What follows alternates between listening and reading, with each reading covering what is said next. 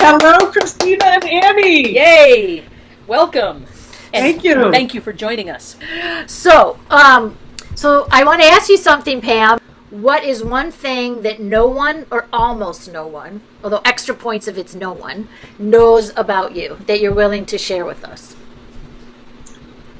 I would say that no one knows, or a very select few know, that I was almost a lifelong subscriber to People magazine. Wow! I love that! That's fantastic. I think the stereotypes of me are serious, intellectual, uber nerd, and, you would not think that I was a paparazzi follower. Hey, I have a tip for you.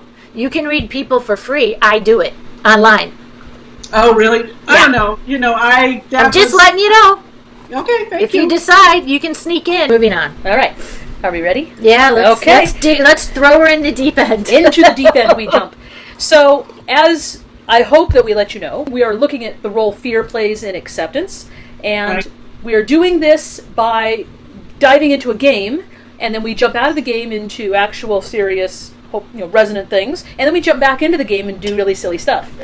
Okay. I think you've seen our channel, right? Yeah. I have. She's a subscriber, so she knows now. Yeah. One of the millions of subscribers. God. We have millions? What changed since an hour ago? I haven't been telling you. Thank you, Pam. Now, we have 6 tins, numbers Okay. 1 through 6. Each one's different color, just because I like things like that. In 3 of these tins are the 3 questions we'll be asking you. And in the Okay. other 3 are the 3 things you specified that you did not like the taste, the smell, or the texture of. Yeah. So we take turns engaging in those things, so you don't have to suffer. Thank you. With Yes. the understanding... You get to watch us suffer. with the understanding that anything food is my job. Okay. Because she is a delicate flower, as I've said Yes. before. I am. Right. Yes. Yes, she So does. all you have to do is pick a number. Right now, let's start with number 3. Number 3. I'm going to put this down because I only have 2 arms. These are magnetic, so I can't spell them. Oh, that's cool. Can you tell? I think it's me. So All right. give me. I am giving you. Here. We have a very special mask that we use. Oh, right. It heightens the sensory experience. Yes, it makes it more terrifying. It does. Especially for me, because she already knows what's in everything. So is it but what I don't. thought? No. What is it? It's a question. Oh, well, let me take it off. Right. I know nothing. Nothing. Ooh, but she always does these cool things. Can you see the star? Wait! What? We can't do this! What? We can't! Oh, no. This is your fault. It is my fault. All right. Wait a minute before we ask the question. Again? Should we start again? No, we're not starting again because this proves that we're humans and not robots. So, before we get started on your game, you Okay. gave us a word that you don't like. Do you remember the word? Is this the word you don't like? I forgot. I didn't look up what I answered, but yes, that is the word that I did not Now, like. why don't you like this word? I don't like this word because I never heard it before the last presidential election. I don't think that the word big can really be made into an adverb, and it just went against everything I stand for. Such a beautiful response. It's true. I don't actually know what it means. How does he use it? It means very big if you look at it literally. Yeah. Is that I don't listen to him ever. I only get him through filters, so I didn't even know he used this word, but I'm not shocked. Just say it. You didn't. It's okay. It's probably best. It is. I'm Yeah. delicate. I can't be exposed to him directly. It probably has not been published on people.com, and so that's why you didn't see it. She did not know. It's true. It's scary, Because- but that's what I know Yeah, really that's well. right. That's all. Yeah. If it's not in people, she doesn't know. So, Right. Yeah. It's true. So, typically we do something with this word of your choice, and I try to Okay. make it happen. Is that what this is about? Not necessarily, no. Oh. So, what would you like me to do with this word? Are you going to give her Tear options? it up. What do you want me to do? Tear it up. Tear it up. That's a good chant. Tear it up! Tear it up! Tear it up! Tear it up! Hwah! Come on. What? Oh yeah! Tear it up! Tear it up! Tear it up. Tear it up! Wow. Whee! Bigly Okay, everywhere. can I show her? Now you can show her. Ooh, the sparkly star. She always does something cool. Can you see it? Yes. Gold star. Gold star. You can take the teacher out of the classroom and then the classroom out of the teacher or something like that. Okay, Pam, first question. Why do we feel fear? We feel fear because we don't know what's going to happen with the other person, the other situation, the other circumstance, the other town. It's the fear of the unknown, I think. No, that works for me. But I kind of have a request. Sure. We haven't gotten into it yet, so I don't know if it'll make sense. But I wanted you to sign one of your answers. Do you want to sign that one, or do you want to wait? Well, the sign for fear is like this. Actually more kind of over your chest. And we should mention that when we say sign, we mean American Sign Language. American Sign Language, because all of the sign languages around the world, and I won't get on my soapbox too much, but they all arose out of the culture in which the deaf people lived. So, for example, our sign for boy is the brim of the baseball cap. Oh, yeah. Cultural. And the sign for girl is where the bonnet strings used to go, like back in the West or whatever, when oh wow, bonnets. So that will be very different from Japanese sign for boy and Japanese sign for girl. So they're very culturally dependent. Now, do you know any other languages so you could sign for us in one of those to show us the difference? I don't, but when I actually went to a university that's the world's only liberal arts university for the deaf.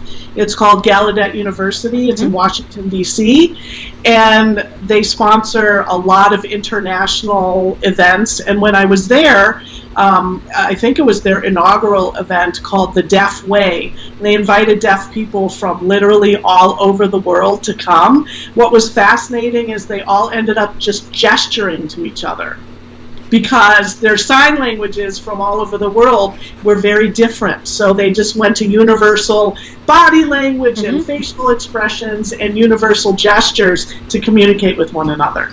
Just like we have to do when we travel. I've done it aplenty. When you went to Gallaudet, did you, I'm going to say speak sign, but that's not right. Yeah. Did you know sign language before you went? And I don't know how tangential this is ultimately going to be in the interview.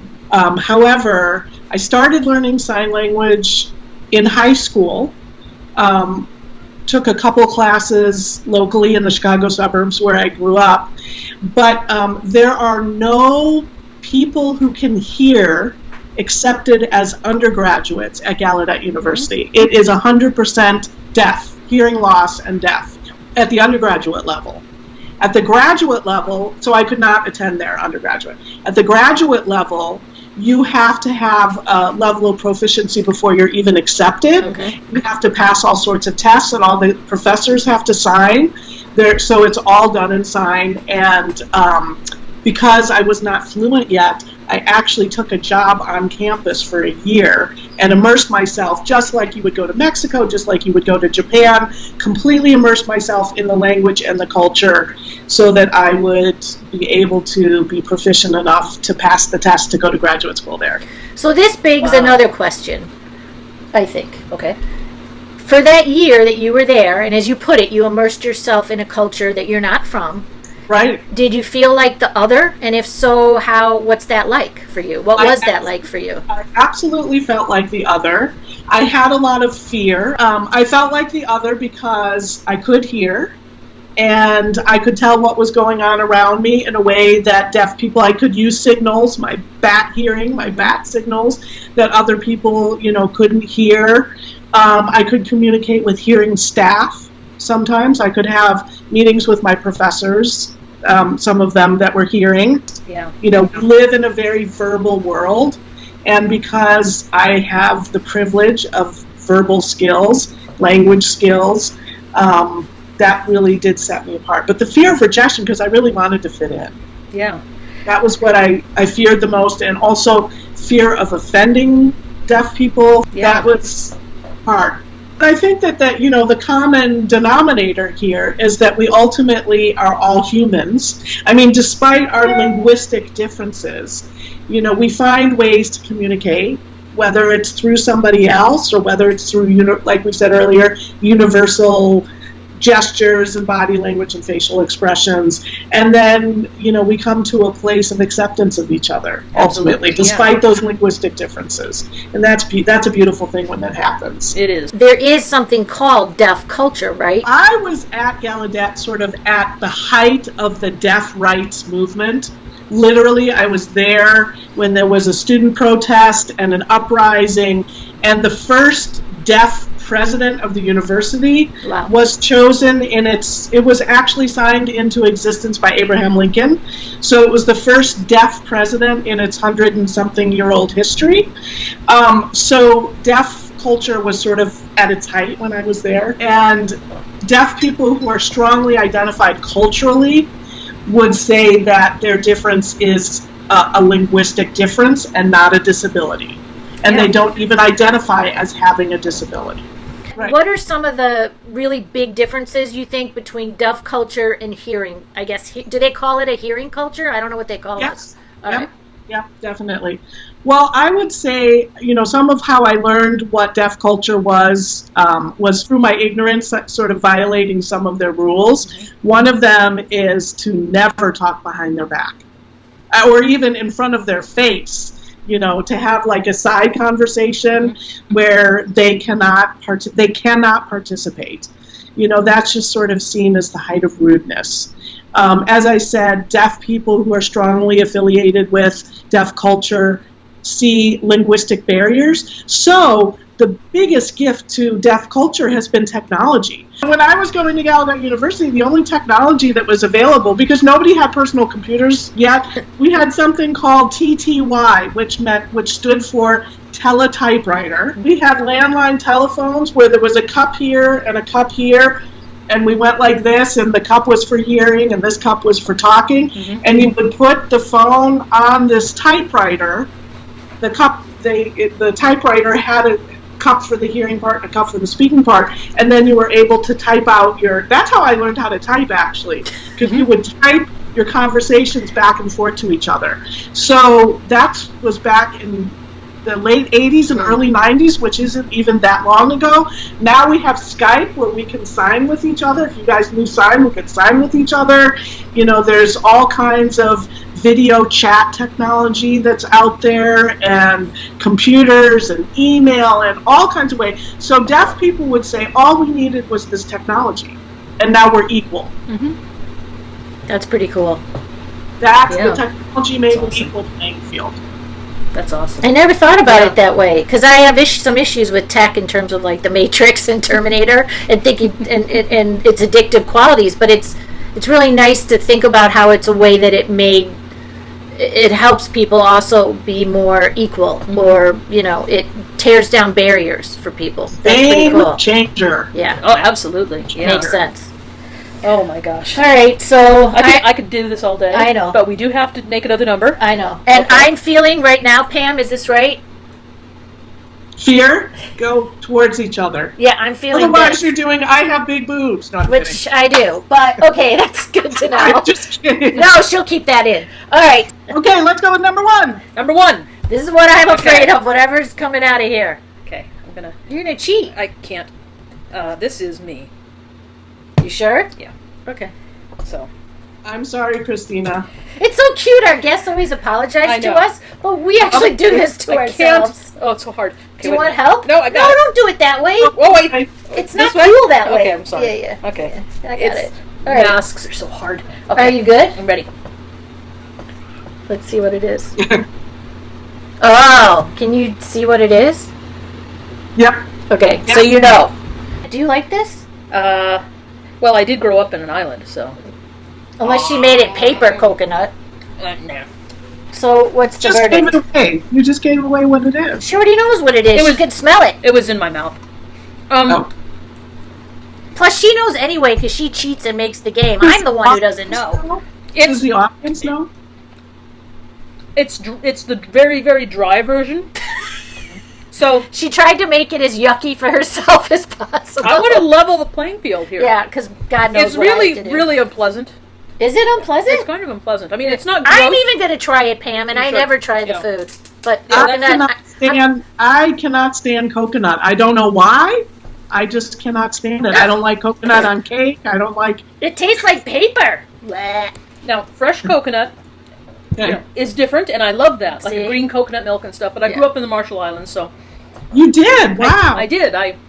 From the age of 12 to 18, I grew up in Kwajalein. Wow. Pam, pick another number. 2, 4, 5, 6. 6. 6. Okay, I don't know what's in my cans anymore. Yeah, I know, because, I think this is a question. well, you look, since Yep, it is. the rest are all me anyway. It is a question. Okay. Ask All away. right, here we go. Has experiencing fear changed how you react to different people, ideas, or beliefs? How I respond to fear may be dissimilar to a lot of people's response to fear. I tend to go towards it, and it makes me curious. That's excellent. The first thing that I feel is usually fear, and then I'm like, why am I fearful? Let me figure it out. What is it that's making me afraid? So that's curiosity, and then I go towards it. You see, that's a very wonderful, but in my experience, a rare reaction, because most people jump right over the identification part. Right. All they do is leave, get away, or battle it, or do something negative to it without understanding the roots of why you're feeling that. This is really cool, because part of what we want to do is help people, including ourselves, use fear to trigger curiosity, which then leads to openness and acceptance. So what I am dying to know is, why are you like this? Like, did someone teach you this, or how did you develop this way of dealing with fear? Because we need to have everyone do it this way. I don't think that it was taught. I think that I came in a naturally curious soul. And so from a very early age, I can remember wanting to understand. I think it's also kind of maybe wanting to understand, wanting to understand what makes people tick, wanting to understand people's experiences so that I can then gauge like how my experience is similar or different from theirs. It's about wanting to understand, and I think ultimately finding the place of commonality so that we can connect. Here's my third grade story. I had a teacher named Mrs. Bernstein. At that time, we all still had to say the pledge. I don't know if they still do it, but we had to say the Pledge of Allegiance in school, right?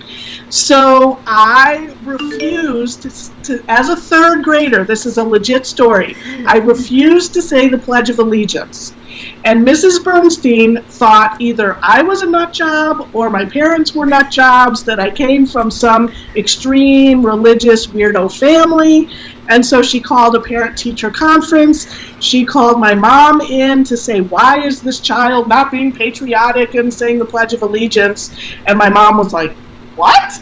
I didn't know that. What is going on? She didn't know it either. I just did it on my own. And so they both asked me why I was refusing. And I said, quote, because there is not liberty and justice for all. Wow. Yeah. Mrs. Bernstein's third grade intervention for me was, okay, little Pammy, you little uber nerd, you go rewrite the Pledge of Allegiance in a way that you can feel comfortable saying it with us all in class every day. Actually, that's So- not a bad. Yeah, that's not a bad deal, especially back then. That's not a bad deal. I was expecting something a little more Machiavellian than Yeah, that. so was I. Yeah. I added 3 words, which was with hope for liberty and justice for all. Here's a recent example. As an adult, in this very polarized political climate, I have my own business. It's a technology learning center for children, but I'm interacting on a daily basis with the parents. And we had an African-American child whose mom came to pick him up, and we were just having a general conversation. And in the course of the general conversation, I made a comment about her being a single mom. And she looked at me and she said, I'm not a single mom, I'm married. And I was like, whoa, okay. So inside myself, I felt ashamed. I felt racist. I felt like, oh my God, I have this stereotype of an African-American woman being a single mom. And I was afraid to own that in an outward way. So I didn't say anything. And then I didn't see her for a little while, and I was like, okay, too much time has passed, so I'm just going to leave it. But it was gnawing at me. So I was afraid of her being angry and rejecting and insulted and offended, like in an outward way, like she probably maybe felt that way internally, but I was afraid of it bringing it out into the open. But because of who I am and I moved towards it, the next time I saw her, I said, oh, by the way, when we had a conversation, I just want to say I found myself with a racist stereotype that I want to acknowledge and talk with you about.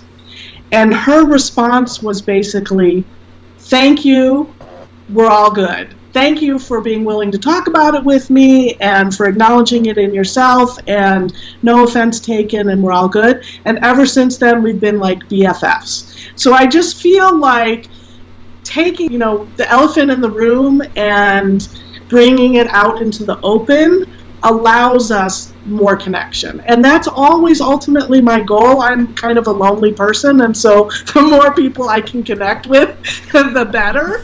And so anything I can do to find a way to connect with people, I try to do. Well, that's a great story. Real fear, and but it was worth it in the end. Yeah, our society makes it so you're not supposed to be wrong. You're not supposed to, admit that you were wrong. You're not supposed to admit you blew it, right? And you made a mistake, right? And somehow it removes, your respect and your dignity and your status as an intelligent human. You want to be right, like you said. There's something about I need to be right. Well, I think also in our culture, from what I've experienced, and you brought this up, Pam, people in general are uncomfortable feeling shame. Yeah. And so if you can sweep it under the rug, then you don't have to look at your shame. Yeah. Or turn it into anger so it becomes this self-righteous thing. Right, which is what a lot of some humans do. Shame is something we're not very comfortable with. Being vulnerable is not something we're taught to be comfortable with. So that's why your story is so great, because even you said, well, I looked at ways to get out of it. It was been too long, whatever. But it bugged you. And you had the integrity and the courage, frankly, I think it's courage, to say, okay, I'm ashamed of this, and I know I didn't mean it to do it, but I did it, and I need to make it right with this person. And then, like you said, out of it became a friendship, because you were willing to feel the feelings and then share and be vulnerable. Right. So that's a great role model. And would you please say the name of your business? Here you can say it. I want everyone to know where your business is.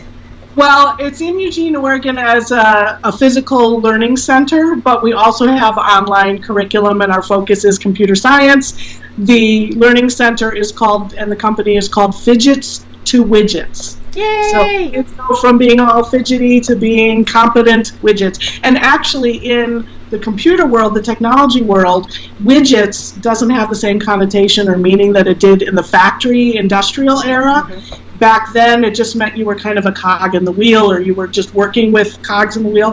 But widgets now are information providers, creative, innovators, so it has a different connotation now. Now, I didn't even know that. I've never even asked you why you named it that. Yeah. So it's a great name. That's very cool. It's fun to say, too. Fidgets to Widgets. We'll get another number. We got 2, 4, and 5. 5. 5. I got a bad feeling about this. I got a bad feeling. Well, maybe not, actually, the way you... No, it's a question. Yeah, okay. At the last minute, I thought it might be. I'm learning the question sound. Okay, last question, Pam. Question. What is your greatest fear? Anything goes from ladybugs to death. This is kind of a profound response, but I think that my greatest fear is not fulfilling my purpose in life. I think a lot of us fear not fulfilling our potential or making our mark, or however you want to say it. But anyway, continue on.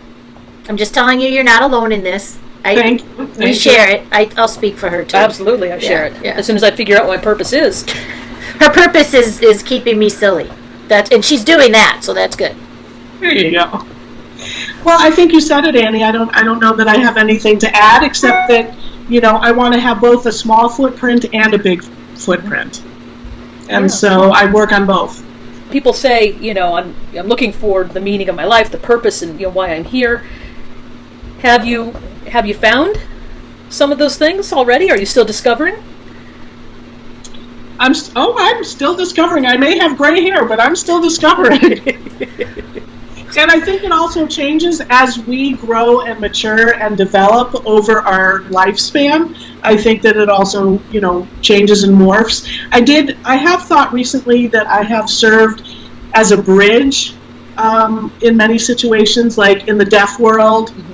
I like being the bridge. I like being the bridge between the deaf world and the hearing world, between the old and the young. I think that I'm coming to understand that I like being that bridge and helping people move through their fear to choose acceptance. We're all on the same page. For those of us who don't let fear stop us, I think we play a really important role in helping the majority of people who do let fear stop them, in overcoming that and saying, wow, what's on the other side is so beautiful and so big and so worth it. Yeah. And I think people, they think it's these giant, significant resonant steps you have to take, when really it is a combination of all the tiny steps, that right. If you can do, in the next half hour, overcome this thing that right. makes you uncomfortable, not even scared or fearful, but uncomfortable, then you're going to build on that.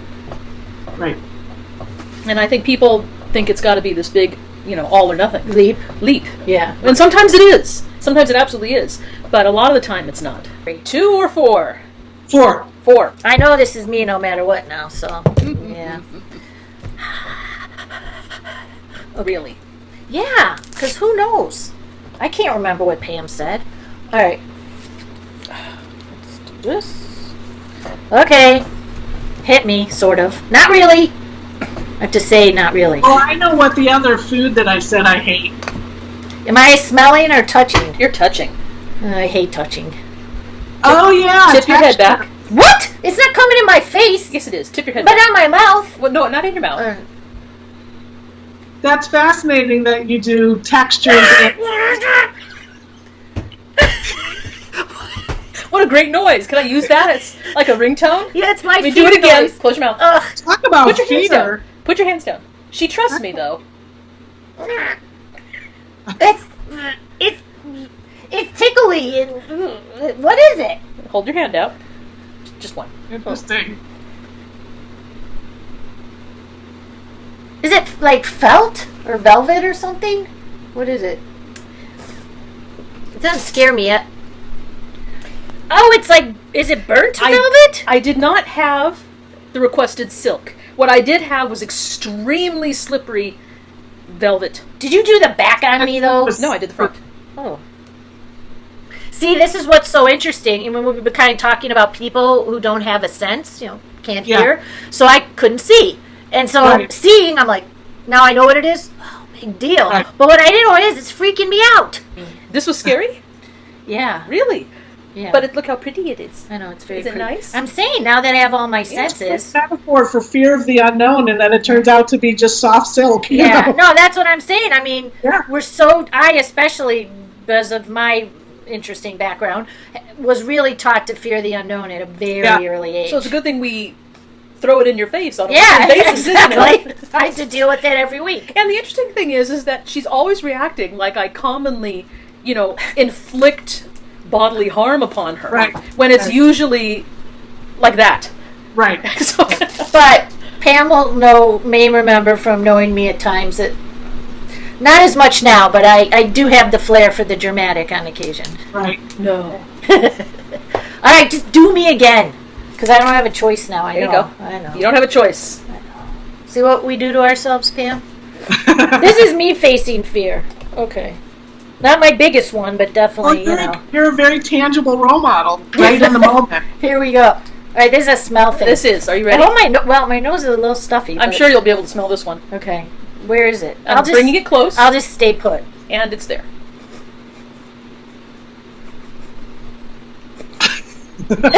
Is it peas? It is. Why don't you like peas? Oh, they're just gross. That was a worse reaction than mine. Why are they gross? I like talking to her in my blindfold. Okay, she's going to talk to you with her blindfold on. I like it. Pretty cat. I know. Meow. I've never been able to tolerate the texture or smell or taste of peas. Wow, so all three, a triple threat. So, soup, stir fries, plain, all of it. How about this new milk made of squeezed peas? What? What about it? There's all of these new milks. I'm using quotation marks because they're not milk. They're squeezed. Right, they're squeezed legumes and things, like almond milk and cashew milk, and they have oat milk and they have pea milk, which is made out of peas. You know, just pea milk makes it Don't take it apart. Don't take it apart. PEA. Just saying. Pea milk. Like if you go in the store, Fears that I will not. But it doesn't taste like peas. It tastes kind of like like the other non-milk milks. can you see you go into the store and you Can say, I have some pea I milk? want some pea milk, and they're like, hold on, I have to go to the bathroom. Gross. Gross. Besides, we're all groovy now. We all know what you mean. Yeah, I know. Yeah. Pam, this was so much fun. It was. I hope you had fun. It was great.